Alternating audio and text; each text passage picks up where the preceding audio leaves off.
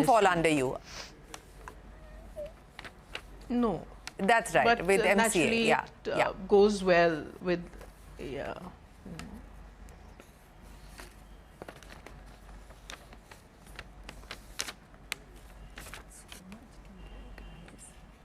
So much delay.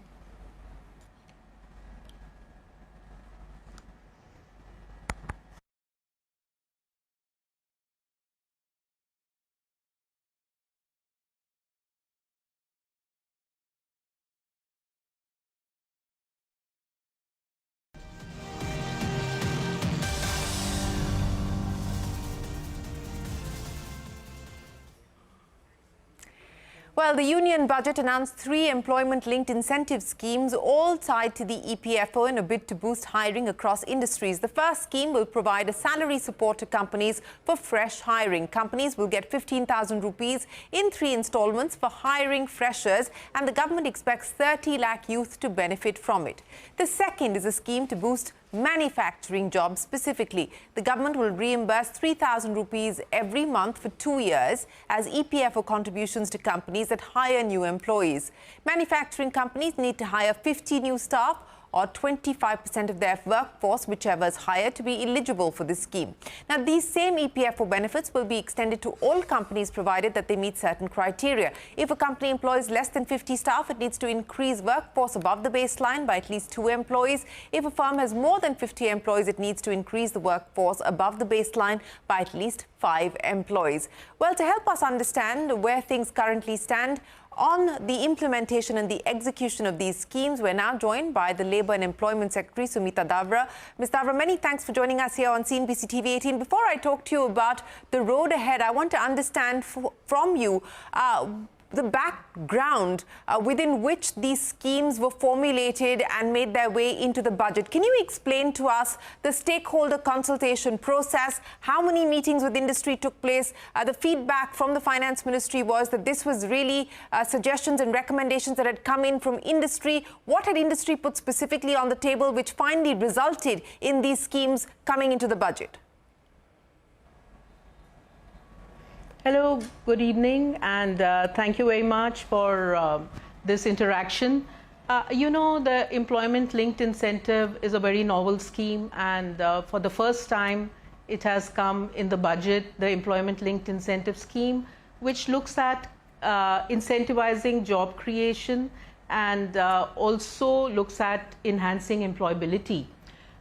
This has been an ask of industry since quite some time. And our initial interaction with industry, with the corporate world, indicates they're very excited about the employment-linked incentive. Now, if you see the design of the employment-linked incentive, Scheme A and B incentivize hiring of first-timers. As you already gave the outline, the first-timers' wage will be subsidized.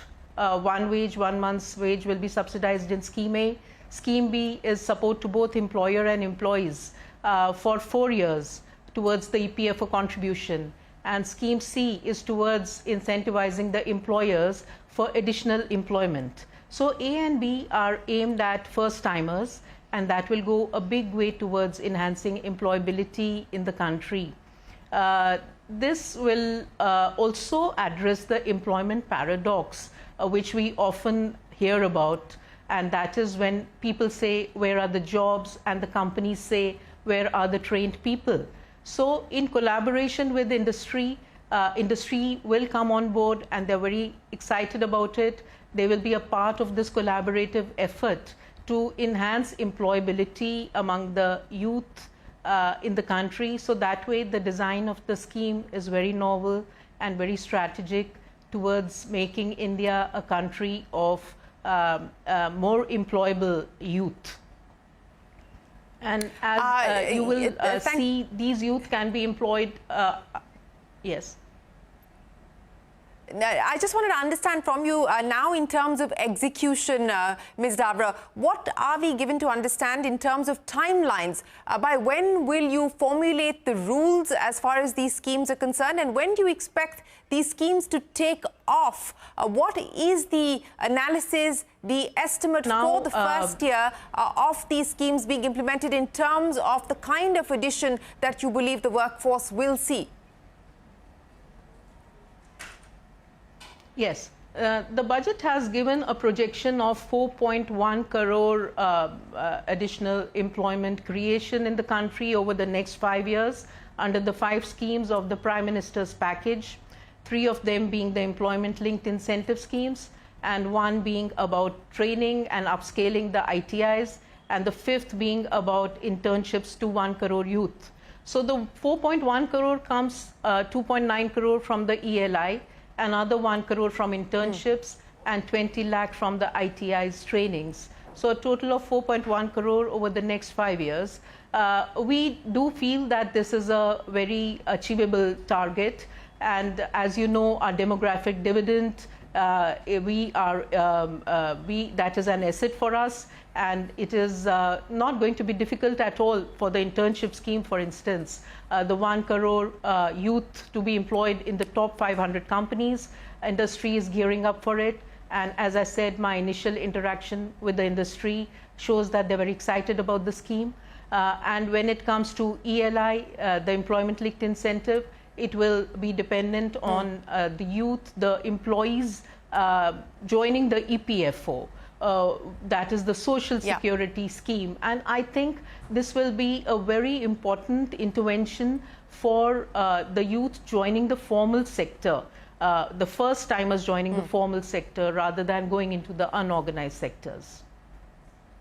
No, you know, you're right in pointing out that that's the number that the budget has held out, and that is a 5-year estimate or target that the government has put forward in terms of being able to create jobs for 4 crore youth on the back of this 5 schemes as part of the PM's package. But specifically for this financial year, as a takeoff, what would your best estimate be, ma'am? And by when do you expect these 3 schemes to be operationalized?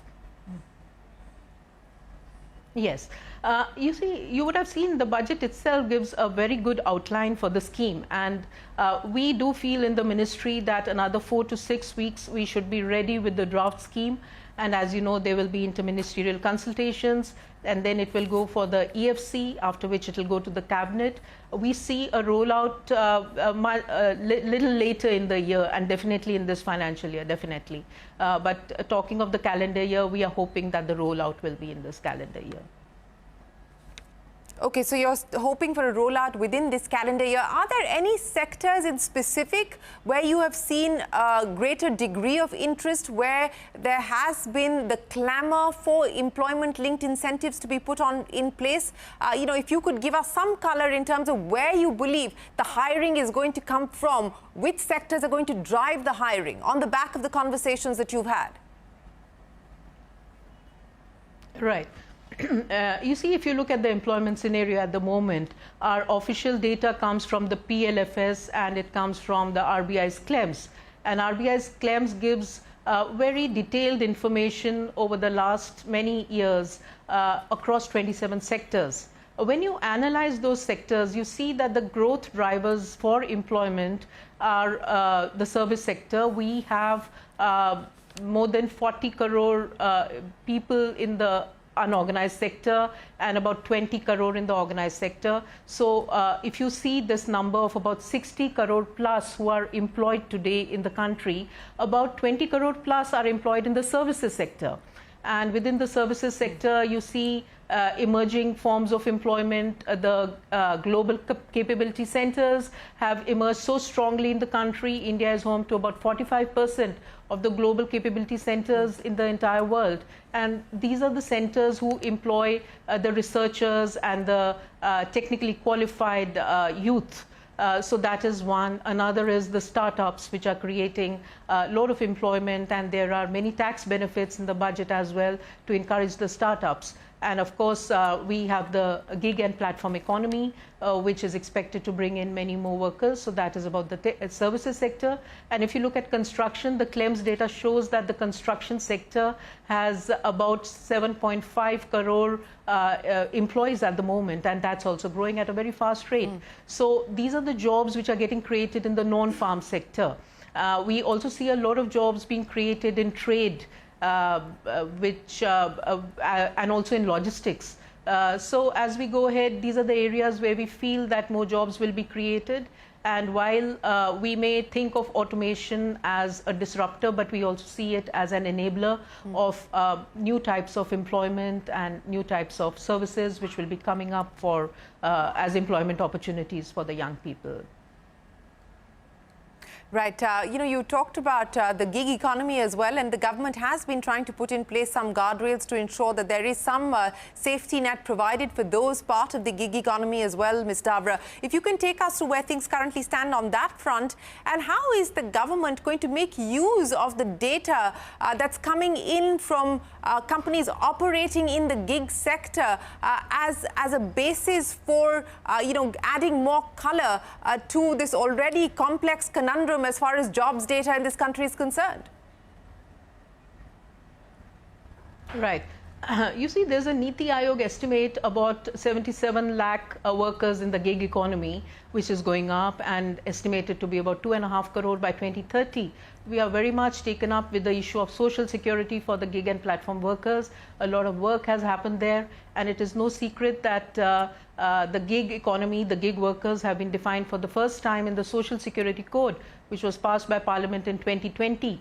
So with the definitions with us, with the kind of data we have, we've been working very closely with the various companies, the various platforms who employ the gig workers, the platform workers. We've been working on their social security aspects. And here I would like to mention eShram, which, as you know, is a database, national database, a portal which was launched by the Government of India in 2021 to create a national database of unorganized workers, including the gig economy. And it is the eShram which becomes a very strong mechanism for delivery of social security schemes, whether it be pension or insurance or health-related benefits for the unorganized sector, including the gig workers. And the budget also mentions about eShram emerging stronger with more integration of different portals which deliver different social security schemes to the people. Right. Ms. Dawra, I want to also get an update from you on where things currently stand as far as the 4 labour codes are concerned, because there was a lot of hope when the government had decided to pass the labour codes, but we haven't had much success with the implementation. Is that an area of disappointment? Is it an area of concern? And what is your ministry doing about taking this forward? Right. We are all aware that the labour codes have consolidated 29 labour laws in the country, and it is aimed towards bringing more simplification and rationalization of the labour laws in the country, aimed at both ease of doing business, ease of compliance, and ease of living for the labour. So there are a lot of aspects. The major aspects are about labour welfare and about ease of doing business. And the 4 labour codes, there have been a lot of conversations going on. The Parliament has, of course, passed the labour codes. And as you are aware, the labour codes are, there has to be a pre-publication of the rules under the labour codes, which has happened. The Government of India has done it. The states, most of the states have done the pre-publication of the rules. And our ministry is a tripartite ministry. We work very closely with the labour unions and also with the employers. So there have been a lot of tripartite discussions, consultations going on, and also with the states and union territories to bring about more standardization and harmonization across the country where the rules pertaining to the states are concerned. And these conversations have intensified with the labour unions, with the employers, and the idea is to be more consultative and move forward together. So when you talk about more consultation and the approach being to move forward together, in terms of, again, operationalizing these this new labour law, Ms. Dawra, I mean, what is the realistic expectation then on when you believe we could see this being truly in its spirit being adopted across the country? Right. You see, it's difficult for me as a person to be able to predict that. But as I said, it's a tripartite ministry. It's a consultative process. We move together. We move forward together. And the labor unions, our consultations, we have restarted them in the last couple of months, also with the employers and very intensively with the states. It's very important that the states and UTs get this right. For instance, we did an analysis of the rules which had been notified by the states, and we found certain rules were, there were some discrepancies or there were certain gaps with the framework of the codes. So that is what we are trying to rectify. And we'll very soon be having regional workshops, national workshop with the states and UTs and get them on board, and we move forward together. That should be, I mean, determined by the pace of the tripartite stakeholders.